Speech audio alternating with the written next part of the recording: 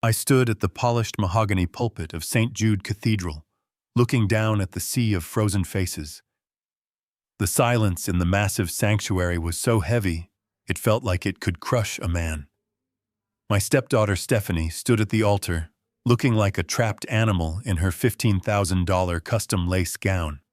Her biological father, Greg, was sweating profusely in a tuxedo that I knew he had rented with money stolen from my wife. And my wife, Patricia, was clutching her pearl necklace, staring at me with a look of pure terror, praying to a God she hadn't spoken to in years that I would not say what I was about to say. I adjusted the microphone, and the feedback squeal cut through the tension like a butcher knife. 1 week ago, Stephanie looked me in the eye and told me I was never her father. She was right. I wasn't her father. I was the bank. I was the fixer. In my former life on Wall Street, they called me the eraser because I made problems disappear. And today, in front of 300 of New York's elite, I was about to erase them. But before I tell you how I brought their entire world crashing down with a single speech, you need to understand how they pushed a 70-year-old man past the point of no return. If you have ever been used by the people you loved, subscribe to the channel and tell me in the comments where you are watching from. Now let us go back to the moment the first domino fell. It was a crisp Saturday morning in Manhattan, and the sunlight was streaming through the floor-to-ceiling windows of my penthouse, illuminating the dust motes dancing above the Central Park tree line. I was standing in the library, a room that smelled of old leather and expensive decisions, trying to calm my hands. They were trembling slightly, not from age, but from a specific kind of anticipation. I was polishing a bottle of 1982 Chateau Margaux with a velvet cloth. It was a $3,000 bottle of wine pulled from the deepest temperature-controlled recess of my private cellar. It was not just wine. It was a statement. It was a peace offering. Tonight was the night we were finally going to meet the Prescott family, the parents of my stepdaughter Stephanie's fiancé, Liam. The Prescotts were old money, the kind of money that built railroads and libraries. Alexander Prescott was a man who appreciated quality, and I wanted to ensure Stephanie held her head high when she walked into that dinner. I placed the bottle gently on the marble console table, aligning the label perfectly. Just then, the private elevator dinged, and the doors slid open. A voice that sounded like gravel in a blender boomed through the foyer, shattering the morning calm. It was Greg, my wife Patricia's ex-husband and Stephanie's biological father. He walked into my home like he owned the deed, wearing a navy blue suit that was too shiny, too tight, and clearly made of synthetic polyester. He smelled of cheap cologne and desperation, but he carried himself with the swagger of a man who had just closed $1 million deal. He clapped his hands together, looking around my living room, sizing up the furniture like he was at an estate sale. "Nice view, Harry," he said, not even looking at me. He was too busy checking his own reflection in the lacquer of my grand piano. I tightened my jaw but said nothing. I had tolerated Greg for years for Stephanie's sake. Then came Stephanie. She swept into the room in a swirl of designer fabric. She looked beautiful, I have to admit. I paid for that beauty. The perfect teeth, the glossy hair, the skin treatments that cost more than most people's monthly rent. She walked straight past me without a glance and went to Greg, kissing him on the cheek. "You look like a CEO, Daddy," she cooed, adjusting his crooked tie. Then she finally turned to me. Her eyes were cold hard and devoid of any warmth. She saw the Chateau Margaux on the table. She frowned. With a dismissive flick of her wrist, she pushed the $3,000 bottle aside. It clinked dangerously against a heavy bronze statue. In its place, she set down a bottle of generic supermarket Merlot that Greg had brought. "We are taking this one," she announced, her voice flat. I blinked, trying to process the absurdity. "Stephanie," I said, keeping my voice level. "That is a vintage Margaux. Alexander Prescott collects Bordeaux. He will appreciate the gesture. This bottle Greg brought is fine for a Tuesday night spaghetti dinner, but not for an engagement introduction." Stephanie laughed. It wasn't a happy sound. It was a sharp bark of amusement. "No, Harrison," she said. "We are taking Greg's wine. It shows character. It shows hustle. It shows we are grounded." I looked at Patricia. My wife was standing by the window pretending to adjust a flower arrangement. She wouldn't meet my eyes. She was letting this happen. I felt a coldness start to spread from my stomach to my chest. And another thing, Stephanie continued smoothing her dress and checking her makeup in her compact mirror. "You are not coming tonight." The air left the room. The ticking of the grandfather clock seemed to get louder. "Excuse me," I asked softly. "The Prescotts need to see a united front," Stephanie said, talking to me like I was a slow child or a senile old man. "They need to see a father with business acumen, a man with energy. Greg is pitching a startup idea to Alexander tonight. We need that dynamic. You are just retired, Harrison. You are a bit boring. You do not fit the image we are trying to project." I stared at her. This was the girl I had carried to bed when she fell asleep on the couch. The girl I taught to drive. The girl whose tears I dried when her first boyfriend broke her heart. "Image," I asked, my voice dropping an octave. "I paid $180,000 for your degree at NYU, so you could understand image. I paid for your braces, your summer camps in Switzerland, your first car, your current apartment in Chelsea. Every piece of clothing on your body right now was paid for by this retired, boring old man." Stephanie rolled her eyes and sighed as if my logic was exhausting her. She stepped closer to me, invading my personal space. She smelled of the perfume I bought her for Christmas. "Let us be clear." "Harrison," she hissed, her face inches from mine. "You did not pay for those things because you are my father. You paid those things as a fee. That was the price of admission to sleep with my mother. You were never my father. You were just the wallet. And now we do not need the wallet. We need the image." The silence that followed was violent. I looked at Greg, who was smirking in the corner, puffing out his chest. I looked at Patricia, who was now studying the floor, as if the pattern of the rug was the most interesting thing in the world. They had discussed this. They had planned this. I was the bank account, and the bank account was no longer invited to the party. She grabbed Greg's arm. "Come on, Daddy," she said, her voice sugary sweet again. "The limo is waiting. We do not want to keep the Prescotts waiting." Patricia finally looked at me. Her eyes were wet, but she didn't say a word to defend me. She just grabbed her Chanel purse, the one I bought her for our anniversary, and scurried after them like a frightened mouse. The heavy oak door slammed shut. The sound echoed through the empty penthouse like a gunshot. I stood there for a long time in the middle of the room.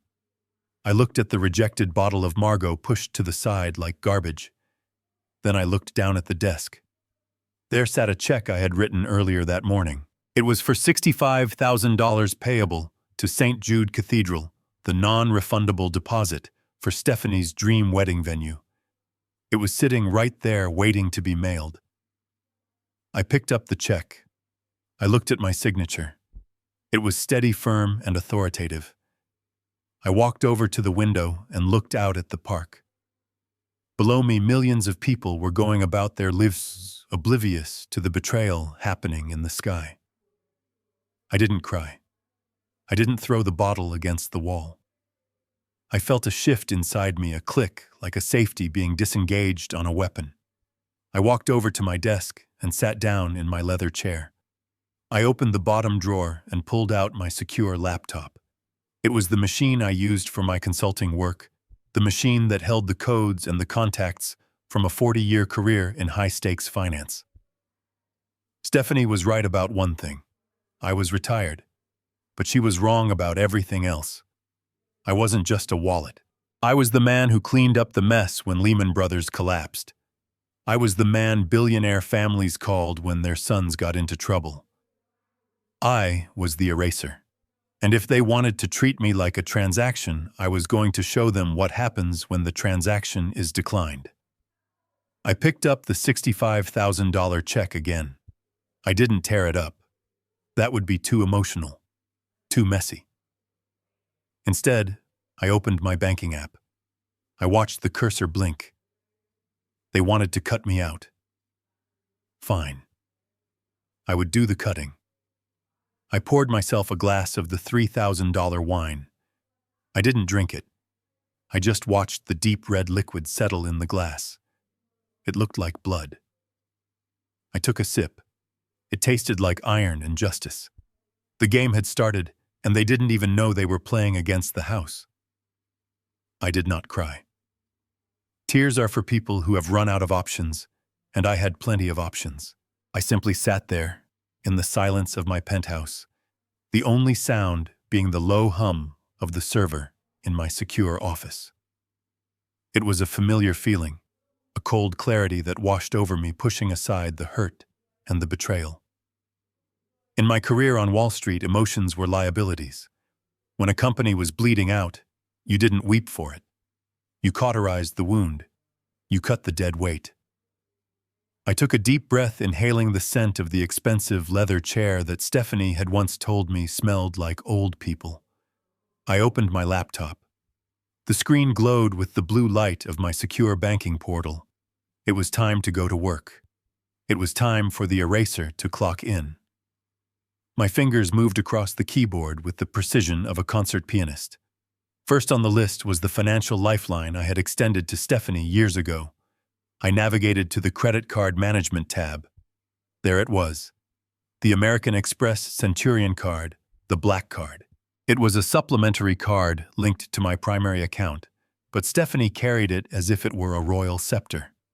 The limit was set at $100,000 a month, and she usually tested that limit with an impressive dedication. I looked at the recent transactions: a $300 lunch at Nobu, a $2,000 deposit at a spa. She was spending my money while laughing at me with her father. I picked up my secure phone and dialed the private Wealth Direct line. It rang once. A woman named Elizabeth answered. Her voice was smooth and professional. "Mr. Caldwell," she said, "how can we help you this afternoon?" I kept my voice flat, devoid of any anger. "Hello, Elizabeth. I need to report a security issue on the supplementary card ending in 8842, the one issued to Stephanie." There was a pause, the sound of typing on the other end. "Of course, Mr. Caldwell. Would you like to freeze the card or lower the limit?" I leaned back in my chair, staring at the ceiling. "No, Elizabeth," I said. "I want you to flag it as stolen. There is a distinct difference between a declined card and a stolen card in the banking world. A declined card is an embarrassment, a moment of insufficient funds. A stolen card triggers a fraud alert. It requires the merchant to confiscate the card. It often involves security. It is a public spectacle." Elizabeth hesitated. "Mr. Caldwell, if we flag it as stolen the next time it is used, the merchant will be instructed to call the police or destroy the physical card." "Are you sure?" I smiled, a thin, mirthless expression that no one was there to see. "I am quite sure, Elizabeth. The person in possession of it is no longer authorized to use my assets. Consider it theft. Execute the order immediately." Done. The first guillotine blade had dropped. I didn't wait. I hung up and dialed the next number.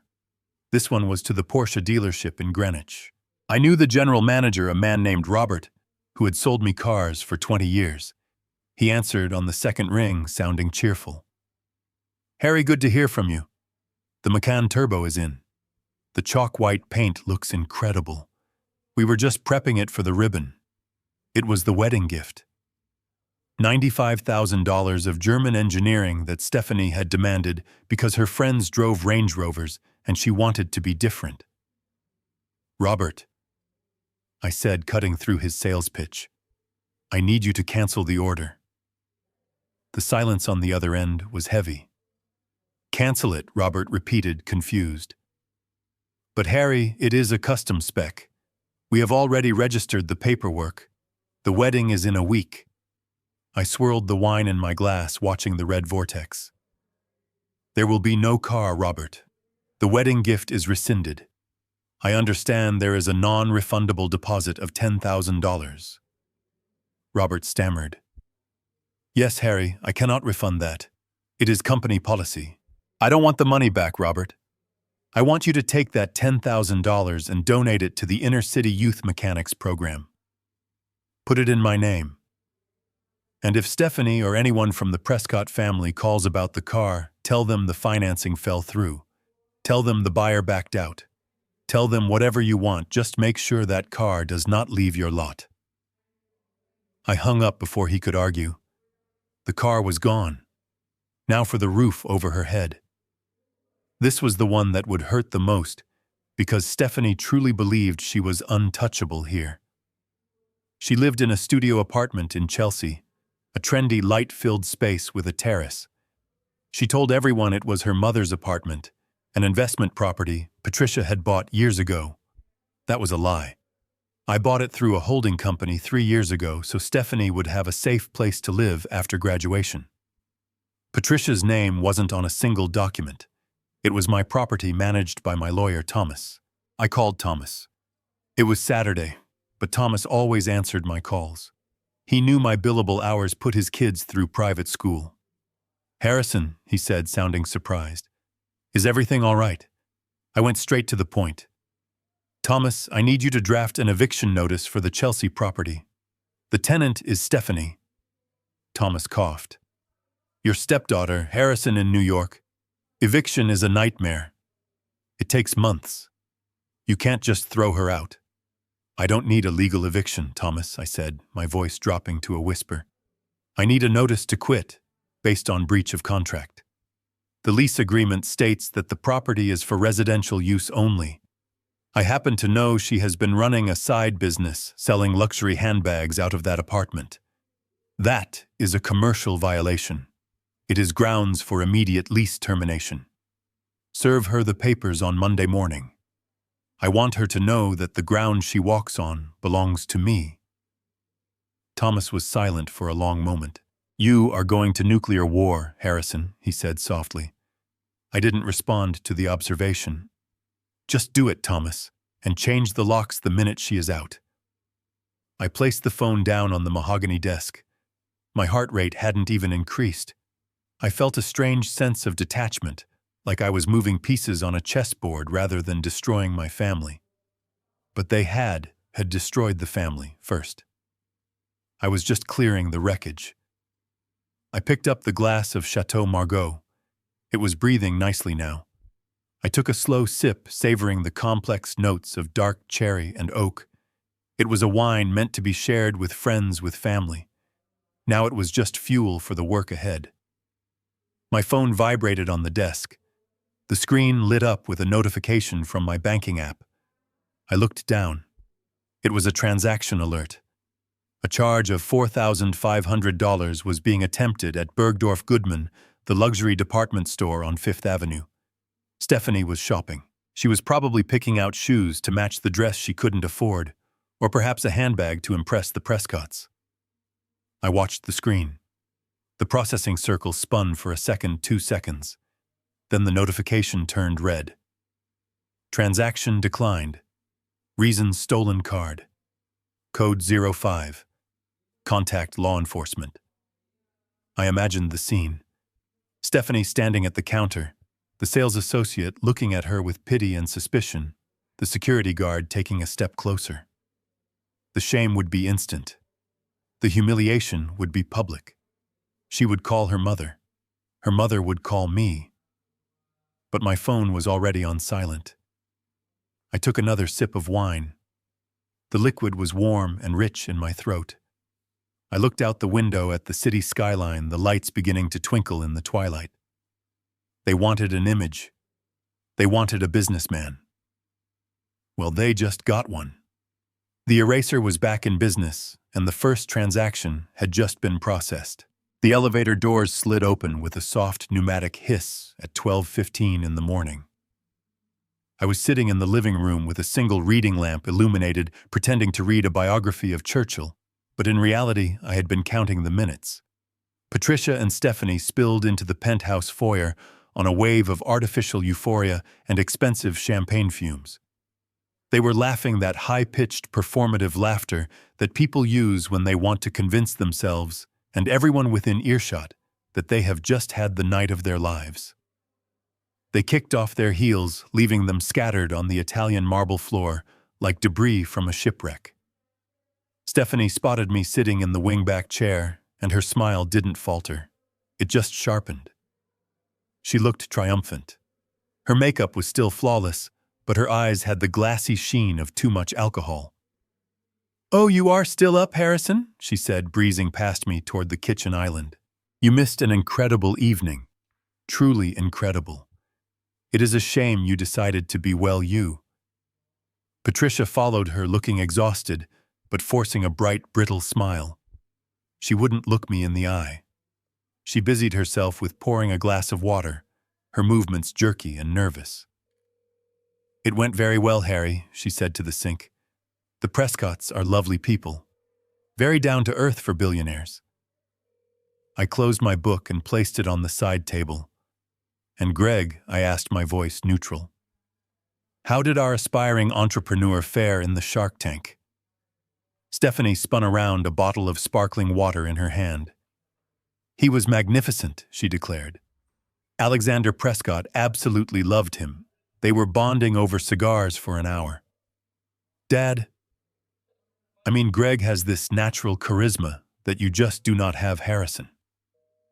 Alexander said he appreciated meeting a man who understands the hustle of the real world. He said it was refreshing to meet a father who is so involved. I nodded slowly, absorbing the lie. I knew Alexander Prescott.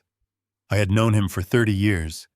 He was a man who could smell a fraud from 3 blocks away. If he was complimenting Greg, he was doing it with the polite condescension one offers to a performing seal. But Stephanie was too blinded by her own narrative to see the difference between respect and amusement. Then Stephanie's expression darkened slightly. There was one hiccup, though, she said, shooting a glare at her mother. "My card. The black card. I tried to pick up the bill for the pre-dinner cocktails just to show a little class, you know. To show them we contribute. And the waiter came back and said it was declined. He said something about a security hold. It was humiliating, Harrison. I was standing there with Mrs. Prescott watching me. I kept my face perfectly still. Is that so? I asked. Technology can be unreliable. So what happened? Stephanie flipped her hair dismissively. Well, thank God for Greg. He stepped up immediately. He pulled out a wad of cash and settled the tab right there. He told Alexander that cash is king. Alexander laughed. He loved it. It saved the moment. I looked at Patricia. She was studying her cuticles intensely. I knew exactly how that miracle had occurred. Greg didn't have $500 to his name. Patricia must have gone to the ATM earlier that day, withdrew the cash from our joint retirement savings, and slipped it to Greg under the table or in the car before they arrived. They were using my money to fund Greg's performance of generosity. It was a play within a play, and I was the unwilling producer. So Greg paid, I repeated. How fortunate. And tell me, Stephanie, since we are sharing details of this momentous union. What did Liam say about my absence? I imagine he noticed the empty chair. Stephanie smirked. She took a sip of her water, savoring the moment she was about to deliver.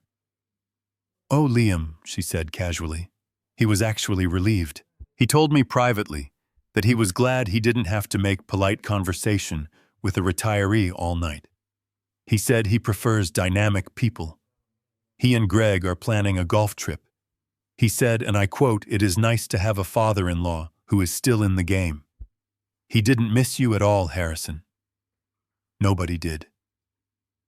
The words hung in the air, designed to puncture my heart. If I were a weaker man, if I were the man they thought I was, that might have broken me. To hear that the young man I had mentored, the boy whose father I had saved from ruin, spoke of me with such disdain. It was a perfectly crafted lie, meant to isolate me, to make me feel obsolete. Patricia finally turned around. "We should go to bed," she said, her voice thin. "It has been a long night. Stephanie, get your things. You are staying here tonight, right?" Stephanie nodded, yawning. "Yeah. I am too tired to go back to Chelsea. Besides, I need to be here for the fittings tomorrow. Good night, Harrison. Try not to be so bitter in your sleep." She grabbed her clutch bag, but left her iPad sitting on the coffee table. She sashayed down the hall toward her bedroom, the guest bedroom, followed by her mother. I listened to their footsteps fade. I listened to the sound of bedroom doors closing. Then silence returned to the penthouse. I stood up and walked over to the coffee table. The iPad was sitting there, its screen dark. Just as I reached for it, the screen lit up with a notification. It was set to display message previews on the lock screen. It was an email. The sender was Liam Prescott. I looked at the timestamp. It was sent 5 minutes ago. I leaned in closer, my eyes scanning the text, illuminated in the darkness of the living room. Subject: Hope you are feeling better. Preview: Hi Stephanie. I didn't want to text too late, but please tell your stepfather Harrison that my dad and I were really sorry he couldn't make it tonight. Your mom said he came down with a sudden flu and was bedridden. My dad was really looking forward to seeing him. He kept talking about how Harrison is a legend on the street. I really want to meet him before the wedding. Let me know if I can bring him some soup or... The screen went dark again. I stood there in the shadows, a cold smile touching my lips. So that was the game. She hadn't just lied to me about Liam's reaction. She had lied to Liam and Alexander about why I wasn't there. She told them I was sick. A sudden flu. A bedridden old man too frail to attend dinner. She was managing the narrative on both sides, painting me as weak to the Prescotts, and painting the Prescotts as hostile to me. She was building a wall of deceit to keep her two worlds from colliding, to keep Greg in the spotlight and me in the shadows. She thought she was clever. She thought she could control the flow of information like a socialite controls a guest list. But she forgot who she was dealing with. In my world, information is currency, and she had just handed me a blank check. I looked down at the iPad one last time. Liam wanted to meet me. Alexander Prescott called me a legend. The disrespect Stephanie had described was entirely fictional, a weapon she forged to hurt me. It meant Liam was still the decent young man I thought he was. It meant the Prescotts were still honorable. It meant the only rot in this equation was my wife and her daughter. I walked to the kitchen and poured the rest of the Chateau Margaux down the drain. I washed the glass and dried it until it sparkled. Then I went to my office and sat down at the desk. I didn't turn on the light. I didn't need to. I knew exactly where everything was. I pulled out a fresh notepad and a fountain pen. I wrote down one name. Greg. If Patricia was funneling cash to him, and if Stephanie was parading him around as a successful businessman, I needed to know exactly what kind of business he was in. I needed to know his debts, his vices, his history. I needed to know why a man who hadn't paid child support in 20 years suddenly resurfaced 2 weeks before his daughter married into a billionaire family. The lie about me being sick was a mistake. It gave me an alibi. It gave me time. While they thought I was recovering in bed, I would be dissecting their lives. I checked the time.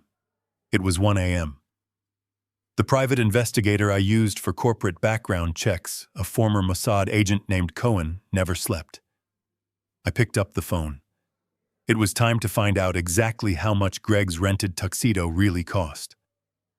The morning sun over Manhattan was particularly bright that Sunday, the kind of piercing light that exposes every flaw in the pavement and every crack in a facade.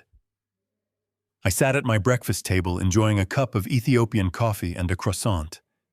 The apartment was quiet. Patricia was in her bedroom, likely nursing a migraine induced by the previous night's deception. I had my tablet propped up in front of me, but I wasn't reading the news. I was monitoring a real-time data feed from my banking security app. I knew exactly where Stephanie was. Her calendar, which was synced to the family cloud account I paid for, listed an 11 a.m. appointment at the Vera Wang flagship boutique on Madison Avenue. She was going for the final fitting of her wedding gown, accompanied by Catherine Prescott, the matriarch of the family she was so desperate to impress. I imagined the scene. The boutique would be hushed and reverent, filled with the scent of lilies and money. Stephanie would be sipping complimentary champagne, playing the part of the pampered heiress.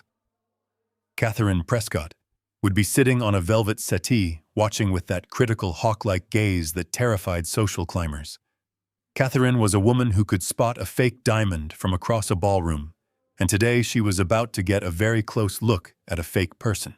At 11:45, the notification I was waiting for appeared on my screen. It was a transaction attempt, $15,400. The merchant was Vera Wang Bridal. I took a slow sip of coffee and watched the digital drama unfold. The system did exactly what I had commanded it to do. It didn't just decline the charge. It flagged the card as stolen. It sent a Code 10 alert to the merchant instructing them to confiscate the card and call security if necessary. I closed my eyes and let myself visualize the moment. Stephanie standing at the register, smiling at the sales associate, handing over the heavy titanium black card with a flourish. The associate inserting the chip. The long, uncomfortable pause. The machine beeping a harsh, dissonant tone. The associate looking up, her smile replaced by professional coolness.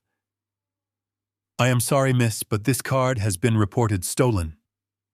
I imagined Stephanie's laugh, nervous and shrill. "That is impossible," she would say. "It is my father's card." "Try it again." And the associate would try it again, only to get the same result. By now, Catherine Prescott would be shifting on the settee. She would be checking her watch. She would be wondering why a girl who claimed to come from wealth was having trouble paying for a dress that cost less than one of Catherine's handbags. 2 minutes later, the landline in the kitchen rang. It was the house phone, the one Patricia usually ignored. Today, she snatched it up before the second ring. I heard her voice from the hallway, frantic and hushed. "What do you mean, stolen?" "That is ridiculous, Stephanie. Let me talk to him. Just hold on." Patricia burst into the kitchen. Her face was pale, her hair disheveled. She shoved the cordless phone toward me as if it were a grenade. "It is Stephanie," she hissed. "There is a problem at the store. Fix it, Harrison. Just fix it." I took the phone and placed it calmly to my ear. I didn't say hello, I just listened. On the other end, I could hear Stephanie hyperventilating. I could hear the muffled sounds of the boutique in the background. "Harrison," she screamed, her voice cracking with panic. "The card isn't working. They said it is stolen. The manager is looking at me like I am a criminal. You need to call the bank right now and authorize this. Mom said you were sick in bed, so I didn't want to bother you, but this is an emergency. Catherine is sitting right here. She is watching me. Fix this now." I took another sip of my coffee. The liquid was getting cold, but it still tasted excellent. "Hello, Stephanie," I said, my voice smooth and detached. "I am confused. Why are you calling me?" "What do you mean, why am I calling you?" she shrieked. "Because it is your card. Because I am at the register. Because I need to pay for my dress." I leaned back in my chair. "But Stephanie," I said, keeping my tone conversational, "you made it very clear yesterday evening that I am not your father. You said quite specifically that I was just a fee your mother paid. You said I was boring and retired. You replaced my wine. You erased me from the dinner." There was a silence on the line, a heavy, suffocating silence. Then Stephanie's voice came back, lower, desperate. "Harrison, please. Not now. Do not do this now. I will apologize later. I will do whatever you want. Just unlock the card. Catherine is standing up. She is coming over here. Please. I looked at the view of Central Park. The trees were turning brown, shedding their leaves for winter. Nature knew when to let go of dead things. I am afraid I cannot do that, I said. Since I am not your father, and since I am apparently not part of this family's image, I have no financial obligation to you. I do not buy $15,000 dresses for strangers. You have a father, Stephanie. He is the dynamic businessman you are so proud of. The one who charmed Alexander Prescott. Ask Greg to pay for it. I am sure a man of his stature has $15,000 in his pocket. Harrison, she sobbed. Greg does not have any money. You know he does not have money. You are ruining my life. No, I said. I am just correcting the accounting. You wanted the image. Now you have to pay for the production costs. Have a lovely day. I pressed the end call button and placed the phone gently on the table. Patricia was staring at me, her mouth open, her hands trembling. You monster, she whispered. You actually did it. You humiliated her. I picked up my newspaper. I didn't humiliate her, Patricia. I just stopped enabling her delusion. And I suggest you do not use that tone with me unless you want me to audit the joint checking account and ask you where that $4,000 in cash went yesterday. Patricia went silent. She turned and fled the room, retreating to her bedroom to cry or perhaps to call Greg and warn him that the ATM was broken. Back at the boutique on Madison Avenue, the scene played out exactly as I had calculated. Without my funding, the illusion crumbled. Stephanie stood there, red-faced and weeping, unable to produce an alternative form of payment. Her wallet was empty. Her debit card likely had a balance of 0. She was exposed. Then the final twist of the knife occurred. Catherine Prescott, a woman who valued dignity above all else, stepped forward. I wasn't there, but I knew Catherine. She would not allow a scene to continue. She would not allow a Prescott name to be associated with a police incident over a dress. She would have opened her Hermes Birkin bag. She would have pulled out her own black card, the real one, the one backed by generational wealth. She would have handed it to the sales associate with a tight, polite smile. Put it on my account, she would have said. We must get going. We have a lunch reservation. She paid. She saved the moment. But in doing so, she bought the truth. She bought the realization that her future daughter-in-law was a fraud. She bought the knowledge that the Caldwell family finances were a house of cards. When they walked out of that store, Stephanie holding the garment bag like a shield, Catherine wouldn't be looking at her with affection. She would be looking at her with the cold, assessing eye of an investor who just realized they bought a distressed asset. The suspicion had been planted. The seed of doubt was in the soil. Catherine would go home and tell Alexander. Alexander would remember the email from Liam, and the questions would start. Why was the card stolen? Why did the stepfather refuse to pay? Why is the biological father pitching startups while his daughter can't buy a dress? I checked my watch. It was noon. The first battle was over. I had won. But the war was just beginning. I stood up and walked to my office. I had a file to review. The private investigator, Cohen, had sent over a preliminary report on Greg at 3 a.m. I hadn't opened it yet. I wanted to save it for a quiet moment.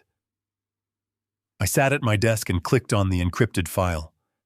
A PDF opened. The first page was a mugshot. It was Greg, 10 years younger, looking disheveled and angry. The charge was insurance fraud in Florida. I scrolled down. Outstanding warrants, gambling debts, a string of aliases. I smiled. This wasn't just dirt. This was ammunition. Stephanie wanted a dynamic father. I was going to make sure everyone knew exactly how dynamic Greg really was. I hit print. The laser printer whirred to life, spitting out the pages that would end Greg's charade. The guillotine was sharp and the basket was waiting. The Sunday morning silence in my penthouse was usually sacred, a time for reflection and the Financial Times. But I knew this particular Sunday would be different, because the doorman had buzzed me 3 minutes ago to announce that the entire circus was on its way up. I didn't tell him to stop them. I buzzed them in. When you are preparing to demolish a building, you want everyone inside before you detonate the charges. I sat in my favorite wingback chair facing the panoramic view of the city, but angled just enough to see the elevator. I had a pot of Earl Grey tea on the side table and a single cup. Just one cup.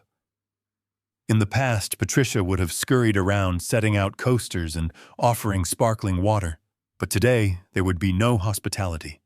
I was not hosting family. I was hosting a hostile takeover attempt. The elevator doors slid open and the noise hit me instantly. It wasn't just voices, it was a cacophony of entitlement and panic. Stephanie led the charge.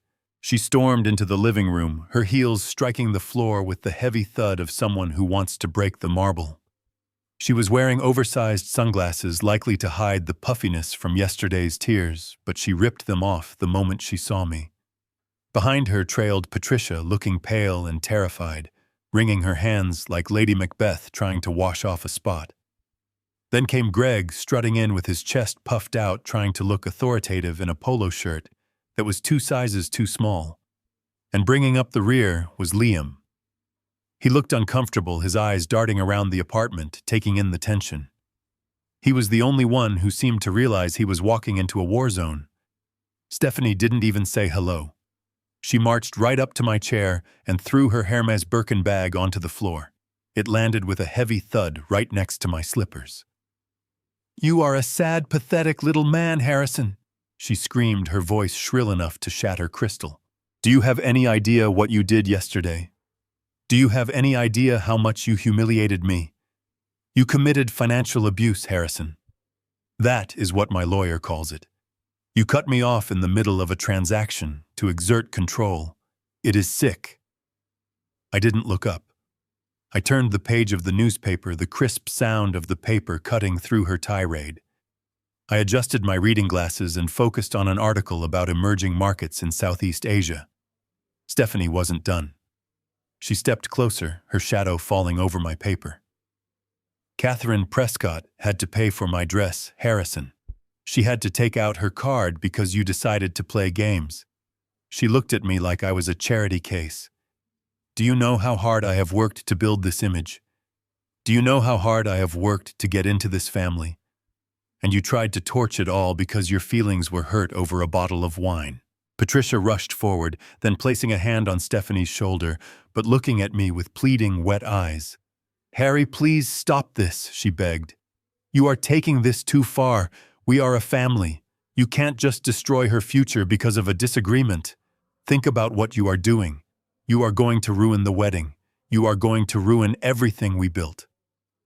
I took a slow, deliberate sip of my tea. The bergamot was soothing. I still didn't speak. My silence was a mirror, and they were starting to see their own ugly reflections in it. Then Greg decided it was his turn to play the hero. He stepped past Patricia, pushing her slightly aside to stand directly in front of me. He hooked his thumbs into his belt loops and rocked back on his heels, adopting a stance he probably thought looked dominant, but just made him look like a schoolyard bully who never grew up. "Look, Harry," he said, his voice booming with fake conviviality. "We all know you are upset. We get it. You are feeling left out. It happens to older guys when the torch gets passed. But you are being petty now. Really petty." He paused, waiting for a reaction. I turned another page. Greg cleared his throat louder this time. "So here is what we are going to do," he continued, assuming the role of the great negotiator. "I am going to fix this mess you made. I am going to go over to the Prescotts personally and pay Catherine back for the dress. I will tell her it was a banking glitch, a server error. I will smooth it over because that is what men of action do, but obviously I do not carry $15,000 in my pocket on a Sunday. So you need to give me the cash, Harry. Right now. Go to your safe or write me a check and I will handle your mess." I lowered the newspaper just an inch. I looked at Greg over the rim of my glasses. I looked at his sweaty forehead. I looked at the way his hands were twitching slightly at his sides. He didn't want to pay Catherine back. He wanted $15,000. He would take the money, go to the casino, or pay a shark and tell Catherine some other lie. It was a grift, pure and simple. "You are unbelievable," Stephanie spat, seeing that I wasn't moving. "Greg is trying to help you. He is trying to save your reputation with the Prescotts. And you are just sitting there reading the paper like a statue. Say something, damn it. Defend yourself." I folded the newspaper slowly, aligning the edges with geometric precision. I placed it on the table next to the tea. I looked at Liam, who was standing by the window, trying to make himself invisible. He was watching me closely, studying my face. He wasn't joining in the shouting. He was observing. Then I looked at Stephanie. I looked at the daughter I had raised, the girl whose scraped knees I had bandaged, whose homework I had checked, whose tuition I had paid. I looked for any sign of affection, any sign of regret. There was nothing, just greed and entitlement. I picked up my teacup again. I didn't offer them a seat. I didn't ask if they wanted water. In the unspoken language of etiquette, not offering a guest a drink is a declaration of war. It means you are not welcome. It means you are not staying. I turned my gaze to Patricia. She flinched under my scrutiny. She knew what was happening. She knew I had seen the withdrawal. She knew I knew about the lies. But she was too cowardly to stop it. She was hoping I would just pay up to make the noise stop like I always had. Greg snapped his fingers in front of my face. "Hey, I am talking to you, Harry. Don't be rude. Get the cash. We have a schedule to keep." I picked up the newspaper again and opened it back to the business section. I didn't say a word. I simply ceased to acknowledge their existence. To me, they were no longer people. They were bad debts. They were liquidated assets. They were ghosts screaming in a room I owned. The disrespect of my silence hit them harder than any shout could have. Stephanie let out a noise of pure frustration, a primal scream of a spoiled child told no for the first time. She kicked the leg of my chair. It didn't move. I didn't move. Liam stepped forward then. "Stephanie, that is enough," he said, his voice quiet but firm. He stepped between her and my chair. "We are leaving." "No, we are not leaving," Stephanie shrieked. "Not until he fixes this. Not until he gives Greg the money." Liam looked at me. His eyes met mine. There was confusion there, but also a dawning realization. He saw a man sitting in his own home being assaulted by 3 people who claimed to love him. He saw the dignity of my silence against the vulgarity of their demands. "We are leaving," Liam repeated, grabbing Stephanie's arm. "This is his house, Stephanie, and you are embarrassing yourself." Greg tried to intervene. "Now hold on, son," he said, putting a hand on Liam's shoulder. "We need to settle the finances. Harry owes us this." Liam shrugged Greg's hand off, as if it were covered in grease. "He doesn't owe you anything," Liam said. "Come on." He dragged Stephanie toward the elevator. She was still screaming insults, still calling me a miser and a thief. Patricia looked at me one last time, a look of pure desperation, before following them. Greg lingered for a second, eyeing the silver tea service on the table as if calculating its pawn value before turning and stalking out, muttering about disrespectful old men. The elevator doors closed, cutting off the noise. The silence rushed back into the room, like air into a vacuum. I hadn't spoken a single word. I hadn't given them a single cent. I took a sip of my tea. It was still warm. They had revealed themselves completely. And in the corner of the room by the display cabinet, I saw something they had missed. Liam hadn't just been watching me. He had been looking at the room. He had been looking at the photographs on the wall. And I knew that the seeds of doubt in his mind were beginning to sprout. The raid had failed. The fortress held. And now it was time for the counterattack. The heavy oak door was halfway closed and the elevator was dinging its arrival, but the silence that had filled the room was suddenly broken, not by a shout, but by a gasp.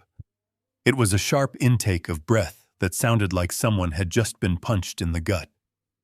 Liam had stopped. He was standing near the foyer entrance, his hand resting on the frame of the door, preventing it from closing. He wasn't looking at Stephanie, who was tugging at his sleeve with the impatience of a toddler. He wasn't looking at Greg, who was still muttering about my lack of hospitality. He was staring at the built-in display cabinet that lined the hallway wall. It was a cabinet I rarely opened. It contained the ghosts of my past life, the debris of a career spent in the trenches of global finance. Most people walked past it without a second glance, assuming it held boring trinkets from a boring life. But Liam was looking at it with an intensity that made the hair on the back of my neck stand up. He stepped back into the apartment, pushing past a confused Stephanie. "Liam, what are you doing?" she hissed, grabbing at his arm. "We are leaving.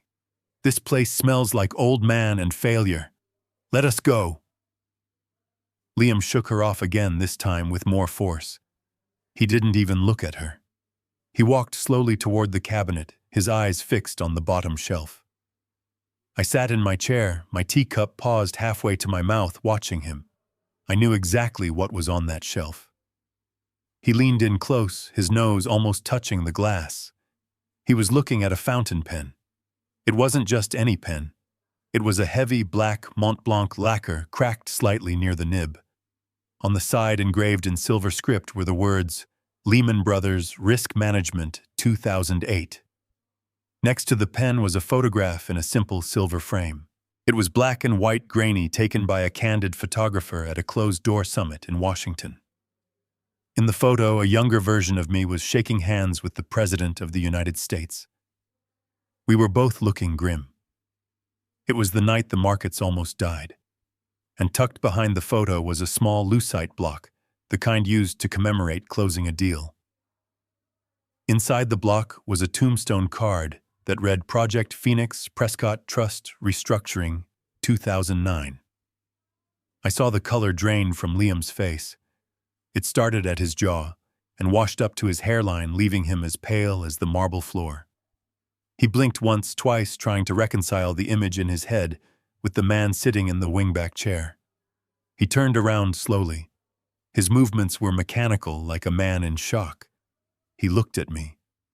Really looked at me for the first time. He didn't see Stephanie's stepfather anymore. He didn't see the retiree who made shipping schedules. He saw the ghost story his father had told him about. "Harrison," he whispered. His voice was trembling so much the name barely came out. Stephanie rolled her eyes, throwing her hands up in the air. "Oh my God, Liam. Do not talk to him. He is enjoying this. He is a narcissist. Let us go." Liam ignored her. He took a step toward me, his eyes wide with a mixture of terror and awe. "You," he said, pointing a shaking finger at the cabinet, then at me. "You are Harrison. Harrison Caldwell, the eraser." I placed my teacup down on the saucer with a soft clink.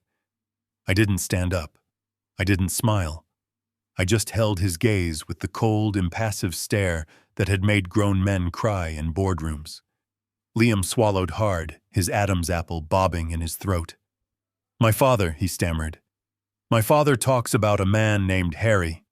He said there was a man who came into our offices in 2009 when the trust was underwater, when the SEC was knocking, when we were going to lose everything. He said this man sat in a room for 3 days and 3 nights, and when he came out, the debt was gone. The exposure was gone. The company was saved. He said nobody knew his last name. He just signed the documents as HC. He looked back at the lucite block in the cabinet, then back at me. That is the deal toy. That is the Prescott Phoenix deal. Nobody has that. Only the lead consultant. Only the eraser." The room went dead silent. Even Greg stopped his pacing.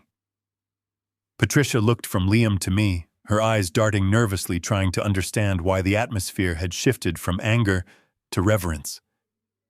I leaned back in my chair, crossing my legs. I looked at Liam. He was a good kid. He had his father's eyes, but he lacked his father's poker face. "Tell me, Liam." I asked, my voice soft, but carrying to every corner of the room. "Does Alexander still have that nasty habit of chewing on his Cohiba cigars when the market dips? He used to ruin good suits with the ash." Liam's mouth fell open. He looked like he had seen a deity. "He does," he breathed. "He still does. He has been looking for you. For 10 years he has been looking for you. He said he owed you a debt that money couldn't pay. He said you vanished after the restructuring. He thought you were dead." Stephanie let out a laugh, a sharp, incredulous bark that shattered the moment. She stomped over to Liam, grabbing his face to force him to look at her. "Liam, stop it," she snapped. "You are being ridiculous. He is lying. He probably bought that junk on eBay. Look at him, Liam. He is a logistics manager for a shipping company. He tracks containers. He isn't some Wall Street legend. He paid for my tuition with savings bonds. He is boring. He is a nobody." Liam reacted with a violence that startled everyone. He spun on Stephanie, his face twisting with a sudden fierce anger. He didn't hit her, but he shouted so loud that she flinched back as if he had. "Shut up!" he roared. His voice echoed off the high ceilings. "Just shut your mouth, Stephanie. You have no idea what you are talking about." Stephanie froze her eyes wide with shock. Liam had never raised his voice at her. He was the golden retriever, the easygoing fiancé. Now he looked like a wolf. "You call him a nobody?" Liam continued, his voice shaking with intensity. "This man saved my family. Do you understand that? We wouldn't have the house in the Hamptons. We wouldn't have the foundation. We wouldn't have the name Prescott if it wasn't for him. My father calls him the smartest man he ever met. He calls him the savior. And you have been treating him like garbage." He turned back to me, his posture shifting from aggression to humility. He looked like he wanted to kneel. "Sir," he said, using a title he hadn't used for Greg all night. "Mr. Caldwell, I am so sorry. I didn't know. If I had known who you were, I never would have let them speak to you like this. I never would have let this happen." I watched him. This was the moment, the pivot point. The boy had integrity. He recognized value when he saw it. He wasn't like Stephanie. He wasn't like Greg. He was salvageable. I stood up, slowly smoothing the front of my cardigan. I walked over to where Liam was standing. I ignored Stephanie, who was looking at me with a new expression, one of dawning horror. She was realizing that the boring old man she had mocked might be something far more dangerous than she could comprehend. "It is all right, Liam," I said quietly. "You didn't know. Deception is a powerful tool, and you are surrounded by experts in it." I looked at Greg, who was squinting at me, trying to figure out if this was a con he could get in on. I looked at Patricia, who was pale, knowing that her narrative of the boring husband was crumbling. "But now you know," I said to Liam. "And now you have a choice." Liam nodded vigorously. "I want to call my dad," he said. "Can I call him? He needs to know. He asked about you last night. That email I sent Stephanie lied about that too, didn't she? You weren't sick." I smiled, a thin, razor-sharp smile. "No, Liam. I wasn't sick. I was uninvited. Just like I was erased from your dinner." Liam looked at Stephanie with disgust, a look that told me the wedding was already on life support, even if he didn't know it yet. "You uninvited him?" he asked her, his voice low and dangerous. "You uninvited the eraser?" Stephanie stammered. We thought. It was for the image, Liam. We wanted to look successful." Liam laughed, a dry, bitter sound. You wanted to look successful, so you hid the only person in this room who actually is successful. You idiot. He turned to me. Mr. Caldwell, I am not leaving. Not until I fix this. Not until I apologize properly. I placed a hand on his shoulder. Go home, Liam, I said. Take your fiancée. Take her father. I have work to do. But tell Alexander I said hello. Tell him I might be in touch. Liam nodded, respectful, obedient. He grabbed Stephanie's arm again, but this time it wasn't to lead her away, it was to drag her out of my sight. He herded the stunned group toward the elevator. Greg tried to say something, tried to reclaim some ground, but Liam shoved him into the car. As the doors closed, I saw Liam's face. He was looking at me with a promise in his eyes. He was going to tell his father. And when Alexander Prescott found out that Harrison Caldwell was being treated like a servant by a two-bit grifter and a spoiled brat, the wrath of God would seem mild compared to what was coming. I walked back to my window. The sun was fully up now, bathing the city in light. The raid was over. The enemy had been repelled, and I had gained an ally inside their walls. The game had just become very interesting. The elevator doors had not even fully sealed before the bell chimed again, and the metal panels slid back open. Liam stood there, his hand pressed firmly against the safety sensor. His chest was heaving, and his face was flushed, not with exertion, but with a profound and agonizing shame. He looked at Stephanie and Greg, who were huddled in the back of the car like cornered rats, and then he looked at me. With a decisive movement, he stepped back out into my foyer, dragging a protesting Stephanie with him. Greg followed primarily because he smelled unfinished business, and where there is unfinished business, there is usually money. Liam marched Stephanie to the center of the room, and then released her arm as if it burned him. He turned to me, and for the first time since he entered my home, his posture was not that of a guest, but of a subordinate standing before a general. He bowed his head slightly, a gesture of deference that belonged in a boardroom in Tokyo or London, not a penthouse in Manhattan. Mr. Caldwell, he said, his voice steady but laced with regret. I cannot leave. Not like this. I cannot walk out of this door knowing that I stood by while you were insulted in your own home. My father raised me to respect power, but more importantly, he raised me to respect honor. And what happened here today, what Stephanie did, what we all did, it was dishonorable. He took a breath and dared to meet my eyes. I apologize, he continued. I apologize on behalf of the Prescott family. I apologize for my fiancée, who clearly does not understand the gravity of her actions. And I apologize for myself for not recognizing you sooner. If I had known I was in the presence of the man who saved my legacy, I would have been on my knees thanking you, not standing here demanding explanations. I watched him. The boy was sincere. He was terrified of what his father would say when he found out, but his apology wasn't just fear. It was integrity. He was trying to clean a stain off his soul. Stephanie, however, was not having it. She looked at Liam as if he had suddenly started speaking in tongues. She stomped her foot, a childish gesture that looked ridiculous in her designer heels. Liam, stop it! She shrieked, her voice vibrating with denial. You are acting like he is a god. He is Harrison. He is the man who eats cereal in his pajamas and watches the History Channel.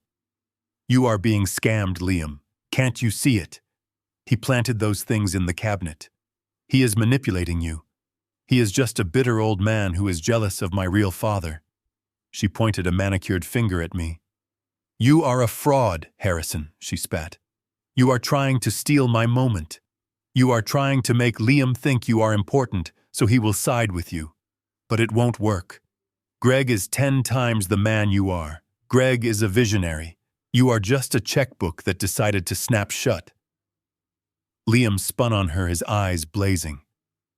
Stephanie, be quiet. You are digging your own grave. This isn't a game. This man is a titan. No, he is a liar, she screamed back, her face turning an ugly shade of mottled red.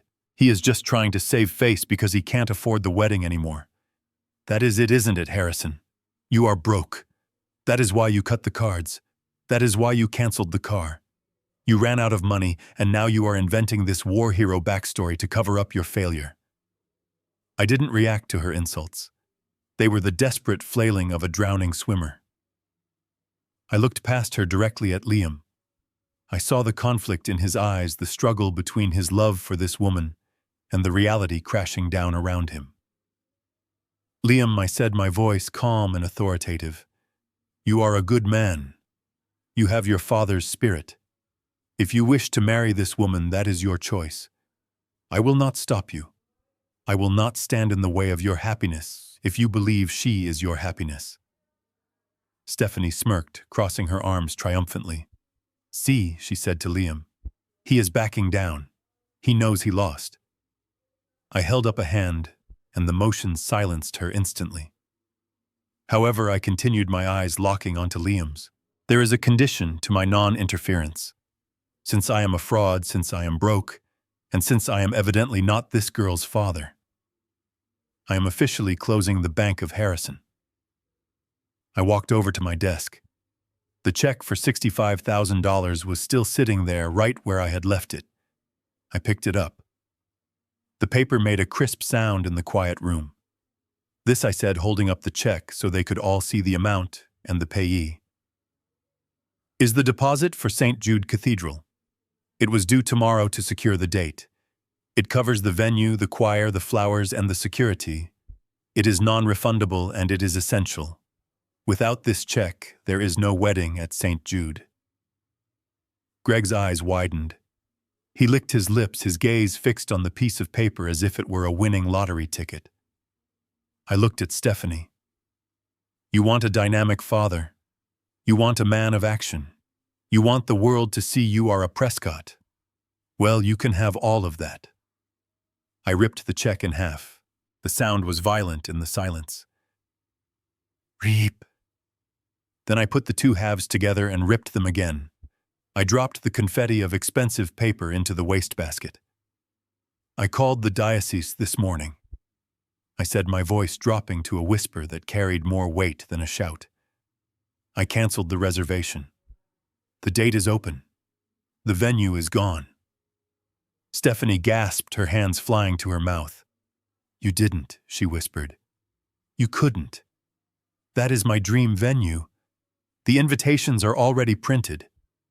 I did, I confirmed, and I instructed them that any future booking for that date must be paid in full, upfront in cash or certified check. No credit. No promises. I turned my gaze to Greg. He was standing near the door trying to look invisible, but the spotlight was now swinging directly onto him. He looked like a deer caught in the headlights of a semi-truck. But do not worry, Stephanie, I said, a cruel smile playing on my lips. You have a father. A real father. A businessman. A man who charms billionaires. I pointed at Greg. Greg here can fix this. It is only $65,000, Greg. For a man of your stature, that is pocket change. If you want your daughter to walk down the aisle at St. Jude, all you have to do is go down there tomorrow morning and write a check. Surely you can do that for your little girl. All eyes turned to Greg. Liam looked at him expectantly, waiting for the dynamic entrepreneur to step up. Stephanie looked at him with desperate hope, praying that her fantasy was real. Patricia looked at him with dread, knowing exactly what was in his bank account. Greg's face went gray. It wasn't a pale color, it was the color of wet ash. Beads of sweat popped out on his forehead, instantly glistening under the chandelier lights. He opened his mouth, but no sound came out. He tugged at his collar, which suddenly seemed to be choking him. 65,000, he croaked, his voice cracking. That is a lot of liquidity to move on a Sunday, Harry. My assets are tied up. Investments. Crypto. You know how it is. I leaned back against my desk, crossing my arms. I know exactly how it is, Greg. But the church accepts cashier's checks. You have until noon tomorrow. If you don't pay, they give the date to the next couple on the waiting list. So tell me, Greg, can you write the check? Or are you going to let your daughter get married at the courthouse?" Greg started to tremble. He wiped his face with the back of his hand. He looked at Stephanie, then at Liam, then at the door. He looked like a man who was calculating the distance to the nearest exit and wondering if he could run fast enough. He didn't have $65,000. He didn't have $65. And in that moment, as the sweat rolled down his temple, everyone in the room started to do the math. The eraser had just presented the bill, and Greg was insolvent. The heavy door clicked shut, and the apartment was finally mine again. But the air still felt contaminated by their greed and their cheap perfume. I walked over to the wastebasket and looked down at the confetti of the $65,000 check. It was a lot of money to destroy in a fit of pique, but it was necessary. It was a signal fire. I poured myself a fresh cup of tea. My hands were steady now. The anger had crystallized into something colder and more useful. Purpose. I picked up my encrypted phone again. It was time to make the call. I should have made the moment Greg walked into my living room wearing a suit that cost less than my socks. I dialed Cohen. Cohen was a man who lived in the shadows of data. He didn't ask questions about morality, he only asked for coordinates and wire transfers. He answered on the first ring. "Harrison," he said. His voice sounded like grinding stones. "It is Sunday." "I know, Cohen," I said, walking to the window to look out at the city that never sleeps. "I have a job. Priority Alpha. I need a full autopsy on a man named Greg." I gave him Greg's full name and the few details I knew. I want to know where he has been for the last 20 years. I want to know why he surfaced now 2 weeks before his daughter marries a Prescott. I want to know his debts, his assets, and his associates. And Cohen, I want you to look into my wife's finances. Specifically, the joint accounts I haven't monitored in years. Cohen didn't gasp.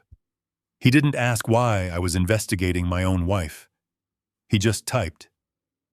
"Give me 3 hours," he said. I sat in the darkening room watching the lights of Manhattan flicker on. 3 hours is a long time to think about the woman you slept next to for decades. Patricia wasn't a bad woman, or at least I didn't think she was. She was weak. She was easily swayed by shiny things and emotional manipulation, but I needed to know how deep the rot went. Was she a victim, or was she an accomplice? At exactly 3 hours later, my secure email chimed. The subject line was simply Dossier G and P. I opened the file. The blue light of the screen illuminated my face in the dark office. I started with Greg. The first page was a summary, and it read like a tragic comedy of errors. Greg wasn't an entrepreneur. He wasn't a visionary. He was a grifter, a low-level con artist who had spent the last decade bouncing between Florida and Nevada, leaving a trail of broken hearts and emptied bank accounts. I scrolled down to the criminal record. 3 arrests for romance scams. He had a pattern.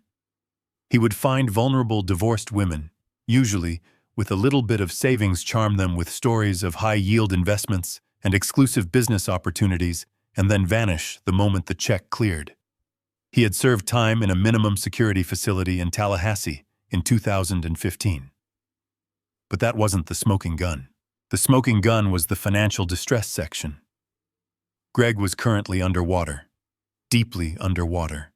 He owed $50,000 to a syndicate in Miami. Not a bank, a syndicate. The kind of lenders who don't send overdue notices, they send men with baseball bats. The debt was due by the end of the month. I leaned back in my chair, letting the pieces fall into place. That was why he was here. He didn't care about Stephanie's wedding. He didn't care about walking her down the aisle. He was running for his life. He needed a score. He saw his daughter marrying a Prescott, and he saw a lifeline. He probably thought he could charm Alexander Prescott into an investment, or perhaps guilt me into a payoff. That was why he was so desperate for the $15,000 for the dress. That was why he wanted the cash for the church. He wasn't trying to pay vendors. He was trying to buy his kneecaps. It was pathetic, really. A small, desperate man playing a big game. But then I clicked on the second file, the one labeled Patricia. This was the one I had been dreading. I took a deep breath and opened the transaction history for our joint retirement savings. It was an account we had agreed never to touch until I fully retired from consulting. It was supposed to be our safety net, our future. I scanned the recent activity. My eyes stopped on a withdrawal dated 3 days ago. It was a wire transfer. $40,000. The recipient was a shell company listed as GD Ventures LLC. Greg Daniels Ventures. The air left my lungs. $40,000. I looked at the notation on the transfer. Investment capital. I closed my eyes. The pain was physical, a sharp ache in the center of my chest. Stephanie's insults were noise. Stephanie was a child throwing a tantrum. But Patricia was my wife. She had gone behind my back into our sacred funds and stolen $40,000 to give to her ex-husband. She believed him. That was the tragedy of it. She actually believed he was a businessman. She thought she was investing in his startup, helping him get back on his feet so he could be the father Stephanie wanted. She didn't know she was paying off a gambling debt to a Miami loan shark. Or did she? I looked at the dates again. The withdrawal happened the day after Greg arrived in town. He must have cornered her. He must have spun her a story about a liquidity crunch, a temporary cash flow issue. And she, the woman who claimed to love me, the woman I had supported and protected, had handed him our future without a second thought. This was not just financial infidelity. This was a complete and total betrayal of our partnership. She had chosen him. When the chips were down, when the choice was between respecting her husband and enabling her toxic ex, she chose the ex. She chose the illusion. I stood up and walked to the window. The city looked different now. It looked colder, sharper. I felt a profound loneliness settle over me. I had been the eraser for everyone else, fixing their companies, saving their fortunes. But I hadn't been able to save my own marriage. I hadn't been able to see the termite infestation in my own house until the roof caved in. I went back to the desk and hit print. The printer hummed to life, spitting out the evidence of my life's dismantling. The mugshots of Greg, the debt notices from Miami, the bank transfer with Patricia's digital signature. I stacked the papers neatly into a manila folder. I placed it in the center of my desk. This was no longer a skirmish. This was an execution. I knew what I had to do. I couldn't just expose Greg. That would only solve half the problem. I had to expose the entire ecosystem of lies. I had to show Alexander Prescott exactly who he was inviting into his family. And I had to show Patricia exactly what she had bought with our $40,000. I picked up my phone again. I needed a meeting, not with my lawyer, not with the police. I needed a meeting with the only other man in this equation who understood the value of truth. I needed to see Alexander Prescott, and I needed to see him before the wedding bells rang. The eraser was about to make one final correction, and it was going to be legendary. The Metropolitan Club on 60th Street is a fortress of limestone and marble, a sanctuary, where the city's oldest money goes to hide from the noise of the modern world. It is a place where cell phones are forbidden, where business is conducted in hushed tones over crystal tumblers of single malt scotch, and where membership is not bought, but inherited. I walked up the sweeping staircase, the heavy carpet swallowing the sound of my footsteps. The doorman, a man named Charles who had stood at that post for 30 years, greeted me with a nod of recognition that carried more warmth than my own family had shown me in a decade.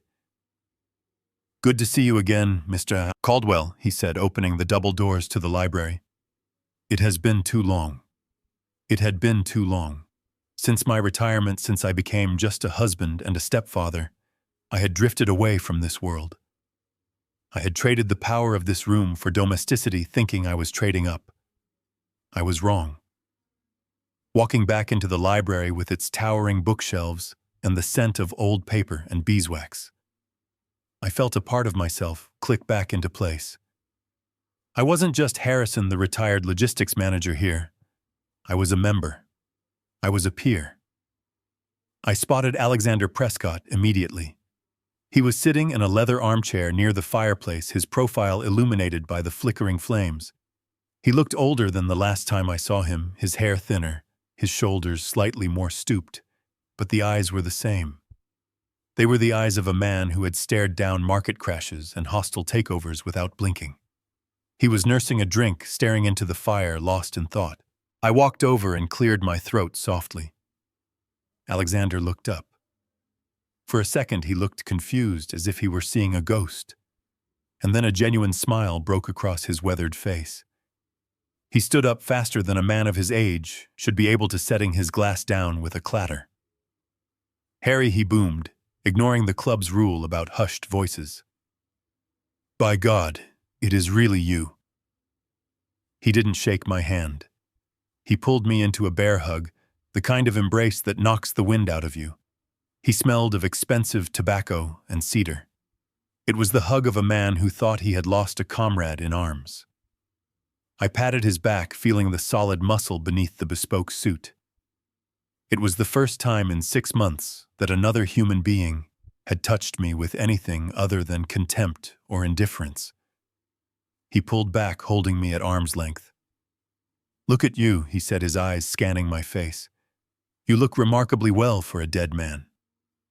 Liam told me. He told me everything. He came to my house on Sunday night looking like he had seen a murder. He told me about the pen, the photo. He told me how they treated you. Alexander's face darkened, the joy replaced by a simmering anger.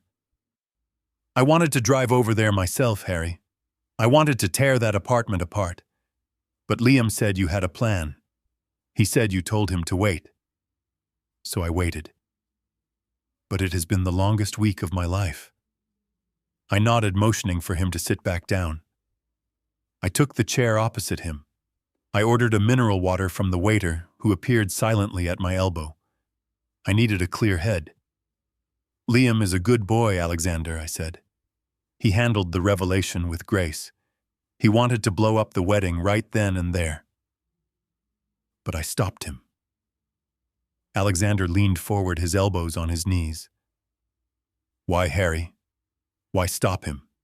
If half of what he told me is true, this girl Stephanie is a viper. And her father, this Greg character, sounds like a clown. Why let this charade continue? The wedding is in 3 days." I reached into my briefcase. It was the same worn leather bag I had carried during the Lehman crisis. I pulled out the manila folder, the one containing the dossier Cohen had compiled. It was thick, heavy with the weight of sins and lies. I placed it on the small table between us, right next to Alexander's scotch. "Because, Alexander," I said, my voice low and steady, "a cancelled wedding is a rumor. It is a he said, she said situation. Stephanie will spin it. She will tell people you were snobs. She will tell people I was jealous. She will play the victim, and she is very good at playing the victim." I tapped the folder with my index finger. "But the truth, Alexander, the truth is absolute. It destroys narratives. I don't want to just stop the wedding. I want to excise the cancer. I want to make sure that when this is over, there is no doubt left in anyone's mind who these people are. But for you to understand why I am doing this, you need to know exactly who you are inviting into your bloodline." Alexander looked at the folder. He hesitated for a moment, as if he could feel the toxicity radiating from the paper. Then he picked it up and opened it. I watched him read. It was a study in human reaction. He started with Greg's file. I saw his eyebrows knit together as he read the summary. I saw his jaw tighten as he turned the page to the mugshots from Florida. He read the police reports, the details of the romance scams, the outstanding warrants. His face began to turn a deep shade of crimson, the color of a man who realizes he has shaken hands with filth. A fugitive, he whispered, his voice trembling with rage. This man sat at my dinner table, Harry. He drank my cognac. He pitched me a business idea about solar panels in Nevada. And he is a fugitive with a gambling debt to a Miami syndicate. Keep reading, I said softly. He turned to Stephanie's section. This was the part that would hurt him more because he had actually tried to like Stephanie. He had welcomed her. Cohen had dug deep. He found her academic transcripts. She hadn't graduated from NYU with honors. She had barely graduated. She was on academic probation twice. He found her employment history, which was a series of internships she was fired from for attitude issues, not the marketing executive career she claimed. Alexander flipped the pages faster now. He saw the credit card statements, the evidence of the lies she had told Liam about her family's assets, the way she had leveraged my money to build a facade of old money. He slammed the folder shut. The sound was like a gunshot in the quiet library. Several members looked over but turned away when they saw the look on Alexander Prescott's face. She is a fraud, he hissed. The whole family is a fraud. She looked my wife in the eye and told her she volunteered at a soup kitchen. It says here she spent that summer in St. Bart's on your dime. He looked up at me, his eyes pleading. Harry, this is insanity. We cannot let Liam marry her. We cannot let these people into the family. I have to call it off. I have to call the lawyers. I have to have them arrested. I leaned forward, holding his gaze. And you will, Alexander.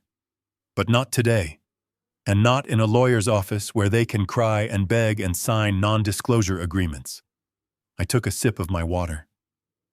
Think about the venue, Alexander. St. Jude Cathedral. Who is paying for it? Alexander frowned, confused by the shift in topic. Well, I assumed you were. Or now Greg. Liam said Greg was making a big show of paying the deposit. Exactly, I said. Greg thinks he is paying. He scraped together $65,000. I happen to know he borrowed it from a loan shark at 20% weekly interest, because Patricia didn't have any more cash to steal from me. He paid the church this morning. He thinks he bought his dignity.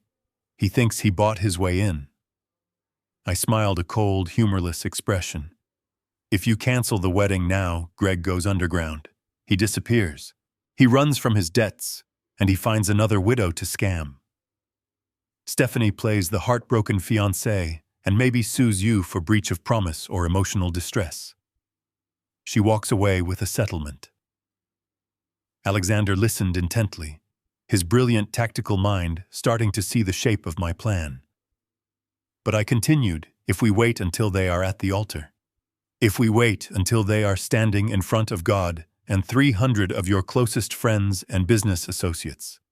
If we wait until the priest asks if anyone has a reason to object. Alexander's eyes widened. You want a public execution, he whispered. I want the truth to have witnesses I corrected. I want Greg arrested in a place he cannot run from. I want Stephanie exposed in front of the very society she lied to join. I want Patricia to see exactly what her betrayal bought her. I want total and complete sterilization of the wound. I sat back. I am asking you to trust me one last time, Alexander, just like you trusted me in 2009. It will be messy. It will be painful. It will be the most scandalous wedding New York has seen in a decade. But it will be clean. When it is over, Liam will be free, and you will never have to worry about them again.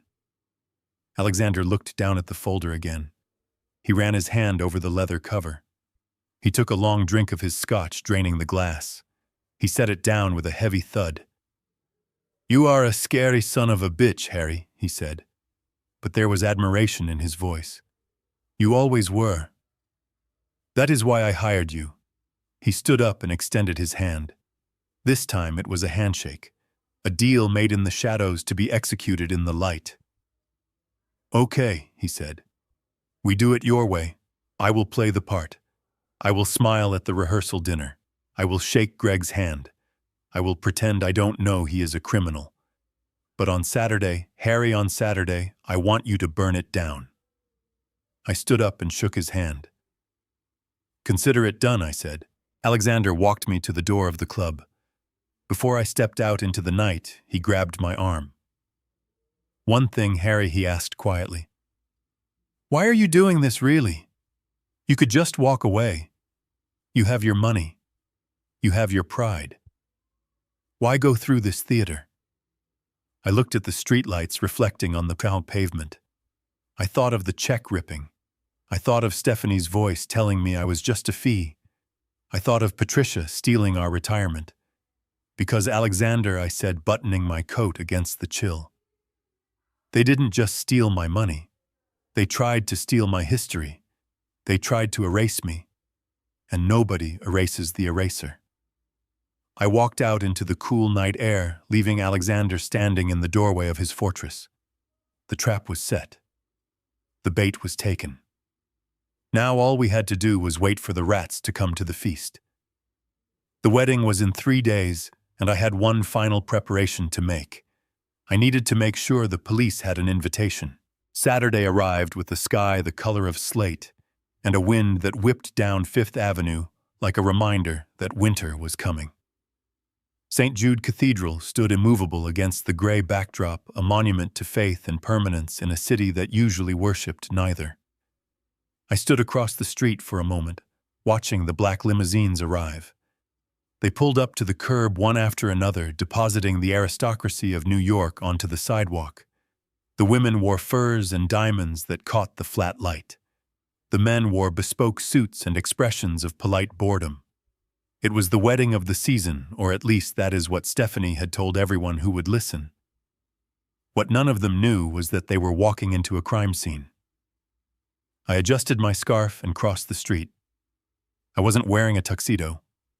I was wearing a charcoal wool suit, the one I used to wear for board meetings, when I had to tell a CEO he was being removed for incompetence. It was severe. It was professional. It was the uniform of the auditor. I didn't go to the main entrance where the photographers were snapping pictures. I slipped in through a side door near the vestry, a door I knew was usually unlocked because I had donated the funds to restore the stained glass windows on this side of the building 10 years ago. The church was vast and dimly lit, smelling of beeswax and frankincense and old money.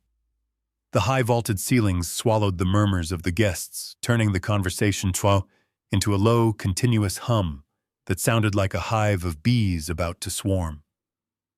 I walked softly along the side aisle, staying in the shadows of the stone pillars. I wanted to see the stage before I stepped onto it. The floral arrangements were excessive. Great cascading waterfalls of white orchids and hydrangeas that probably cost more than Greg's lifetime earnings. I knew Liam had paid for them. Greg had failed to come up with the $65,000 on Monday, just as I predicted. He had come up with 1,000 excuses instead, blaming international wire transfers and banking holidays. Liam had quietly stepped in and paid the deposit and the balance not because he wanted to marry Stephanie, but because he wanted this day to happen. He wanted the trap to be sprung. I found a spot in the very last pew in the darkest corner of the nave. It was the perfect vantage point. From here I could see everything.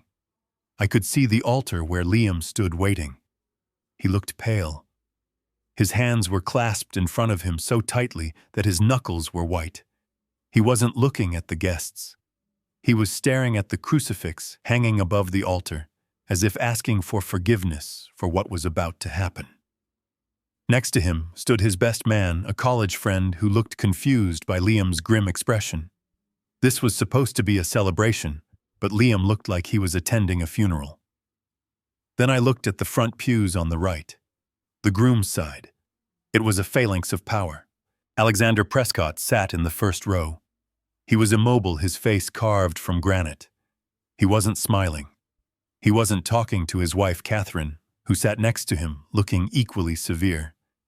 Behind them were the partners from Prescott Trust, the investors, the senators, the people who ran the world. They sat with stiff backs, radiating a collective chill that lowered the temperature in the cathedral by 10 degrees.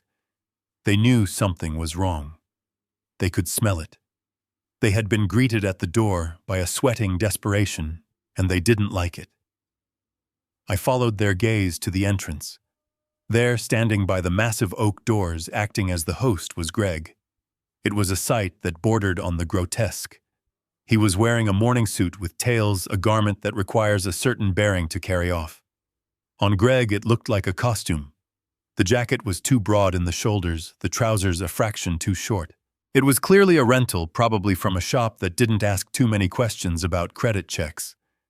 But it wasn't the clothes that made him look pathetic, it was his behavior. Greg was manic. He was bouncing on the balls of his feet, his face slick with perspiration, despite the cool air of the church. He was grabbing the hands of the guests as they entered, pumping them vigorously, invading their personal space. I watched him approach the CEO of a major investment bank. Greg practically lunged at the man, thrusting a business card into his hand, while laughing too loudly at a joke nobody else heard. The CEO looked at the card, then at Greg with a mixture of confusion and distaste, before dropping the card onto a side table as he walked away. Greg didn't seem to notice, or perhaps he refused to notice. He moved to the next target, a famous real estate developer. He clapped the man on the shoulder, a familiar gesture that was completely unearned. The developer stiffened and brushed off his jacket where Greg had touched him, as if removing lint or a contagion. Greg's smile didn't waver, but it became tighter, more fixed. His eyes were darting around the room, scanning the crowd for opportunities, for validation, for anyone to look at him and see the important man he pretended to be. He was drowning in plain sight. And then there was Patricia, my wife. She was standing a few feet behind Greg, clutching her bouquet of mother-of-the-bride posies as if it were a life preserver. She was wearing a silver gown that I knew cost $6,000 because I had seen the withdrawal from her personal savings account 2 days ago. She looked terrified. Her eyes kept darting to the door, then to Greg, then to the Prescotts. She was vibrating with anxiety. She knew the money was gone. She knew Greg was a fraud. But she was standing there, smiling that brittle, practiced smile, hoping that if she just pretended hard enough, the reality wouldn't crash down on her. I watched her approach Catherine Prescott. Patricia reached out to touch Catherine's arm, a gesture of intimacy between future in-laws. Catherine didn't move away, but she didn't lean in. She simply looked at Patricia's hand on her sleeve with a cold, clinical detachment until Patricia slowly pulled it back.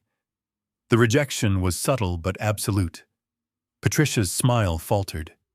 She looked around the room, searching for an ally, searching for safety. Her eyes scanned the back of the church, passing over the shadows where I sat. She didn't see me. She didn't see the ghost she had created. The organ music swelled, a deep, resonant chord that shook the floorboards. The signal. The doors opened wide and the guests turned in their seats. The murmuring stopped. Stephanie appeared in the doorway. She was breathtaking, I will give her that. The dress I had refused to pay for, the one Catherine Prescott had covered to avoid a scene, was a masterpiece of silk and lace. It fit her perfectly. Her hair was swept up in an intricate chignon secured with diamond pins. She looked like a princess. She looked like old money. She looked like a lie. She took Greg's arm. He puffed out his chest so far he looked like a pigeon. He beamed at the crowd, claiming this moment, claiming this girl, claiming this victory. They began the slow walk down the aisle. Flashbulbs popped. People whispered. Stephanie was smiling a radiant, triumphant smile. She was looking at the altar, at Liam, at the future she had clawed her way toward. She wasn't looking at the faces of the guests. She wasn't looking at the cold stares of the Prescott family. She was blinded by the spotlight. As they passed my row, I leaned forward slightly, just enough to catch a glimpse of Greg's face up close. He was muttering something to her out of the side of his mouth, probably telling her how rich they were going to be, how he had charmed everyone. He was sweating so much that his collar was already damp. He looked like a man who was running a race with a heart attack.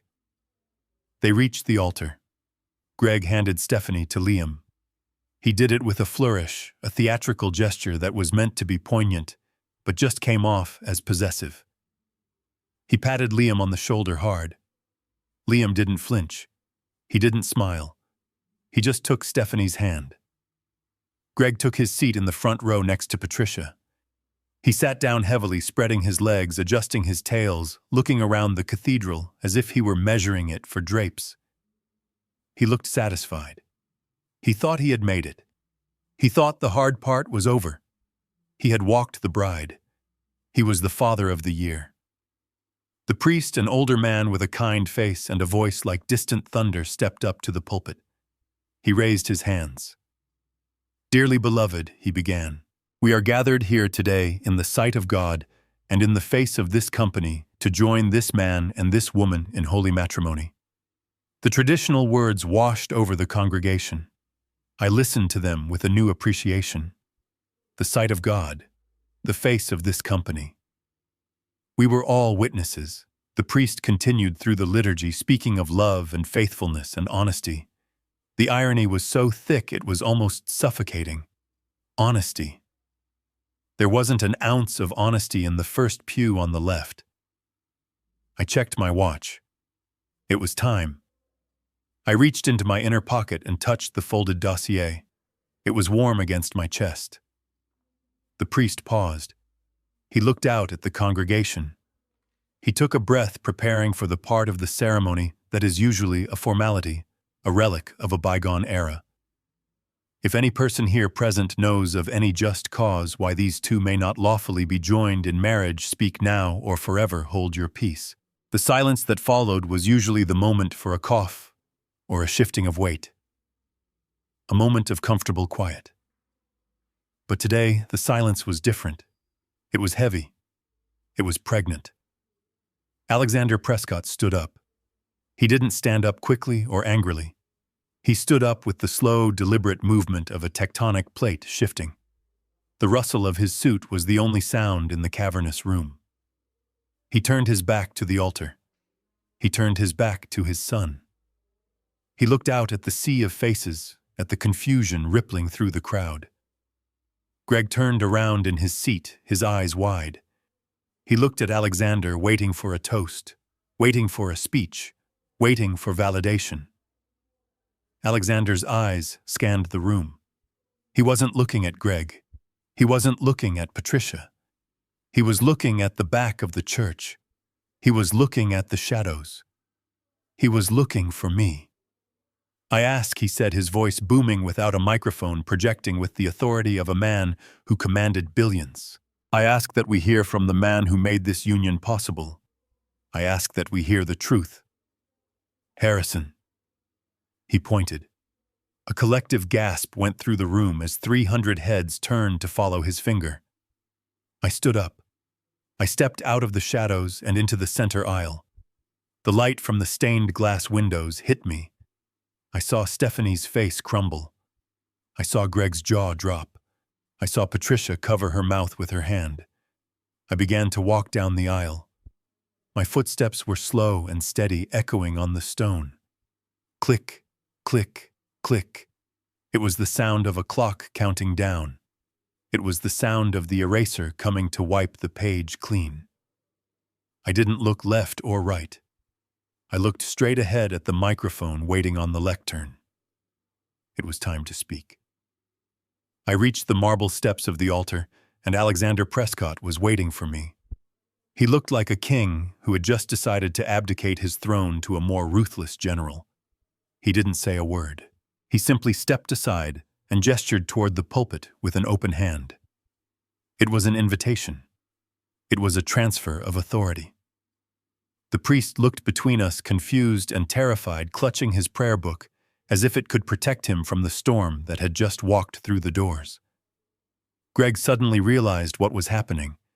The paralysis of shock broke and he scrambled up from the front pew. He looked frantic like a rat, realizing the ship wasn't just sinking, but was on fire. "You cannot do this," he shouted, his voice cracking and echoing weirdly in the high-ceilinged space. "This is a private ceremony. You have no right, Harrison. Get him out of here." He lunged toward the aisle, intending to intercept me before I could reach the microphone. He didn't make it 2 steps. 2 men in dark suits who had been standing discreetly near the side pillars moved with the speed and precision of Dobermans. They were Alexander's private security. They stepped into Greg's path, forming a wall of muscle and indifference. They didn't touch him, they didn't have to. They simply existed in his space, and Greg bounced off their presence like a rubber ball. He stumbled back, falling into the pew next to a horrified Patricia. "Sit down, Greg," Alexander said, his voice cutting through the air like a whip. "Let the man speak." I walked up the 3 steps to the pulpit. I placed my hands on the sides of the wooden stand, feeling the grain under my fingers. I looked out at the sea of faces. 300 of the most powerful people in New York were staring at me. They were silent. They were captivated. They smelled blood.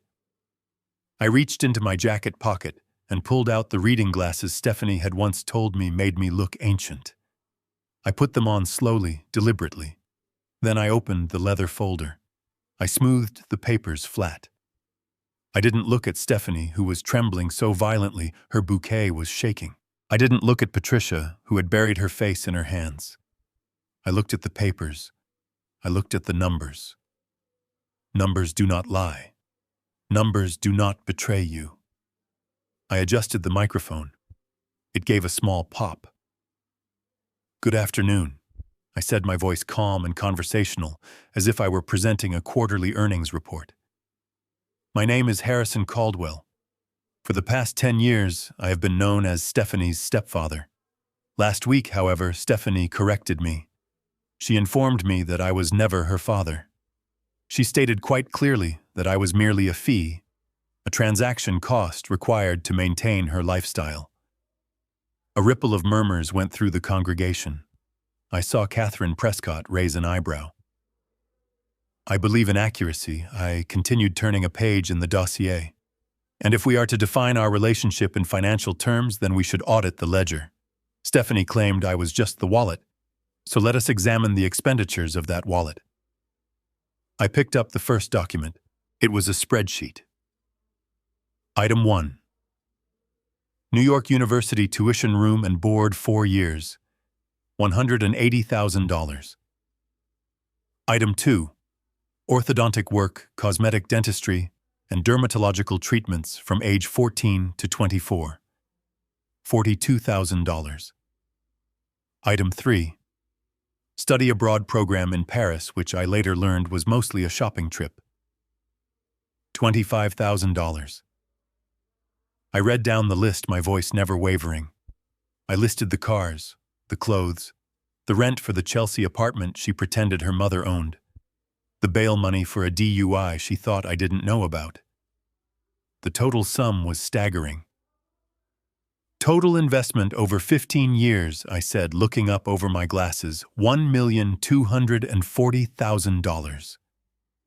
The church was so quiet you could hear the traffic on Fifth Avenue. Stephanie said I was never her father, I said, looking directly at the bride.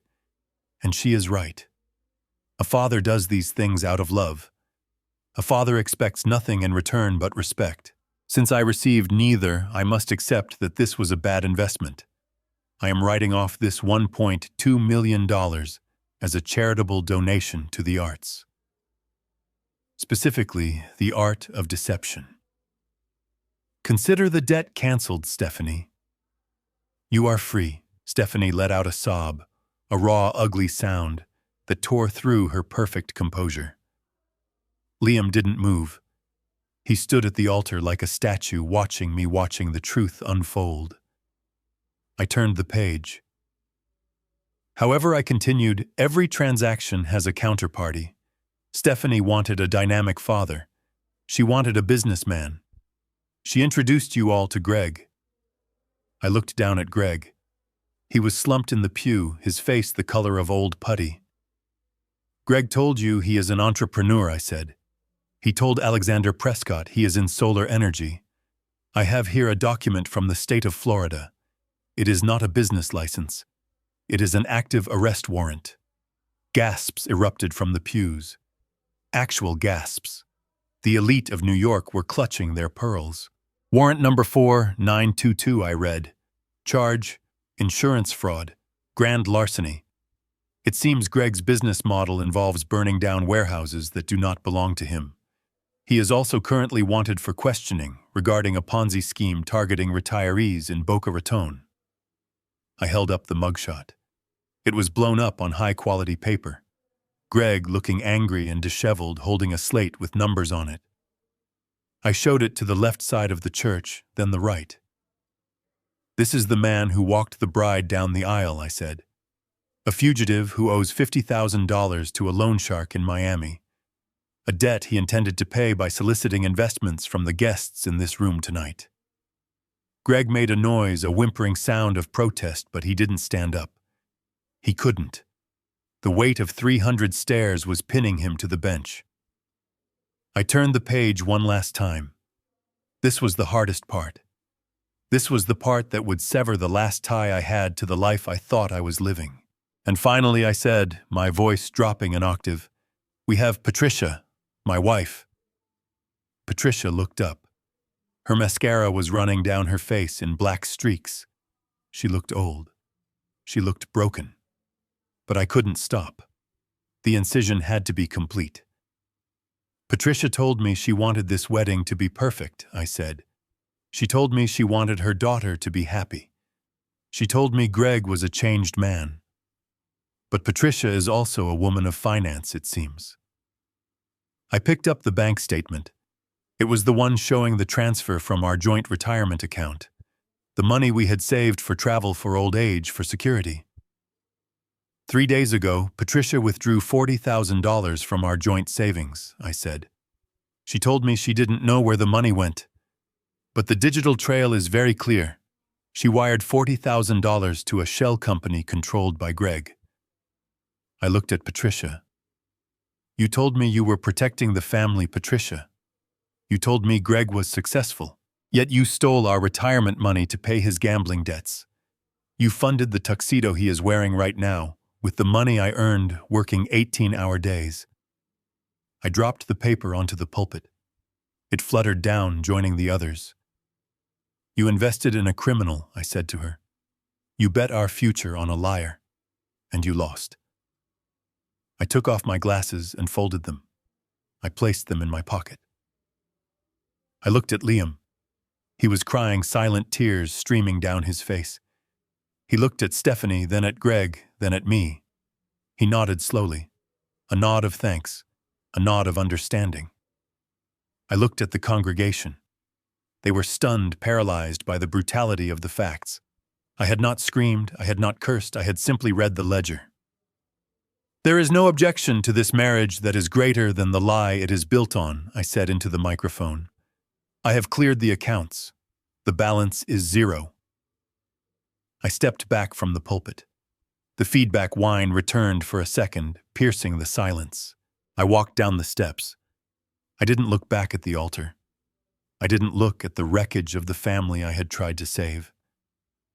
I walked toward the side exit, toward the door, where the cold, clean air of the city was waiting. But before I could reach the door, the main entrance of the church burst open. Blue lights flashed against the stone walls. Uniformed officers stepped into the nave. They weren't there for the wedding. They were there for the fugitive. I had sent the invite, and just like me, they were never late. The doors of the cathedral did not just open, they seemed to explode inward under the force of the intervention. The blue lights from the street bathed the stone walls in a strobe effect that made the scene look like a silent film gone wrong. 4 officers marched down the center aisle, their footsteps heavy and authoritative, contrasting sharply with the delicate organ music that had faded into a discordant wheeze. They didn't look at the bride. They didn't look at the guests. Their eyes were locked on one target, the man in the ill-fitting tuxedo who was currently trying to shrink into the woodwork of the front pew. Greg saw them coming. For a split second, the instinct of the con artist took over. He looked toward the side exit, calculating the distance. But he was trapped. He was pinned between the altar rail and the wall of Prescott security that had effectively boxed him in. When the lead officer reached the pew, he didn't ask for identification. He simply reached out and grabbed Greg's wrist, twisting it behind his back with practiced efficiency. The sound of the handcuffs ratcheting shut was louder than any vow that could have been spoken that day. "You are making a mistake," Greg screamed, his voice cracking into a falsetto of pure terror. "I am the father of the bride. This is a wedding. You cannot do this here. Tell them, Patricia. Tell them who I am." He looked frantically at my wife, searching for salvation. But Patricia wasn't looking at him. She was staring at the empty space where the $40,000 used to be. The reality of the bank statement I had read aloud was finally sinking in. The numbers were rearranging themselves in her mind, forming a picture of absolute ruin. She realized in that moment that she hadn't just lost her husband. She had lost her safety net. She had paid for her own destruction. Her face went slack. Her knees buckled. It wasn't a theatrical faint, it was a total system failure. She collapsed onto the stone floor in a heap of silver silk and regret. Two of the bridesmaids rushed to her, fanning her with hymn books, but I didn't move. I watched from the pulpit, my expression unchanged. I had presented the facts. The consequences were theirs to manage. The officers hauled Greg to his feet. He was weeping now, ugly sobbing that smeared snot across his upper lip. As they dragged him down the aisle past the rows of stunned billionaires and socialites, he looked like exactly what he was, a small, desperate criminal who had flown too close to the sun. The guests recoiled, pulling their expensive fabrics away from him as he passed. He had wanted to be the center of attention. He had wanted to be memorable. He got his wish. At the altar, Stephanie stood alone. She was trembling so violently that the lace of her dress vibrated. She looked at the empty space where her father had been. She looked at her mother unconscious on the floor. And then she looked at Liam. Liam hadn't moved during the arrest. He had stood perfectly still, watching the chaos with a detached sorrow. Now he turned to face Stephanie. She reached out for him, her hand grasping at his sleeve. "Liam," she whispered, her voice thick with tears. "Please. It is not my fault. I didn't know. We can still fix this. I love you. Do not let them do this to us." Liam looked down at her hand on his arm. He didn't shake it off angrily. He simply reached up and gently removed her fingers one by one. Then he reached into his pocket. He pulled out a small velvet box, the one that contained the wedding bands. He didn't open it. He just placed it in Stephanie's open palm. "You didn't just lie to me, Stephanie," Liam said. His voice was quiet, but in the silence of the church it carried to the back rows. "I could forgive a lie about money. I could forgive a lie about your past. But you stood in that apartment and you humiliated him. You humiliated the man who saved my father. You humiliated the most honorable man I have ever known, and you did it for an audience." He took a step back, putting distance between them. "You wanted a dynamic life, Stephanie. You wanted drama. Well, you have it. But you do not have me." He turned his back on her. He walked down the steps of the altar, past the priest, who was making the sign of the cross, and walked straight toward his parents. Catherine Prescott stood up and took her son's hand, squeezing it tight. Alexander Prescott put an arm around his shoulders. They turned as a unit, a solid wall of family loyalty, and began to walk out. Stephanie let out a scream, a sound of pure anguish and rage that echoed off the vaulted ceiling. She threw the velvet box at Liam's retreating back. It missed, hitting a pew and bouncing onto the floor with a hollow wooden sound. She sank to her knees in her $15,000 dress, weeping into her hands, surrounded by the wreckage of her ambition. I watched it all. I watched the empire of lies crumble into dust. It was finished. The accounts were balanced. The toxic assets had been liquidated. I stepped down from the pulpit. I walked down the center aisle, following the path the Prescotts had taken. The guests parted for me.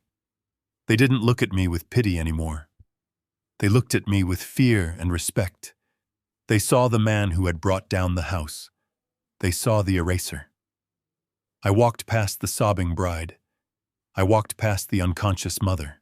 I walked out of the heavy oak doors and into the cold, biting wind of Fifth Avenue.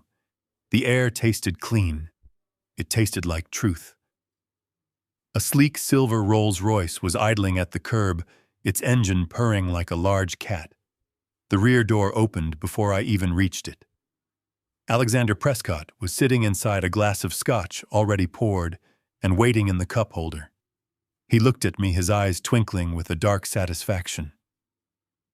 "Get in, Harry," he said, shifting over to make room. That was the most effective board meeting I have ever attended. I slid onto the Connolly leather seat.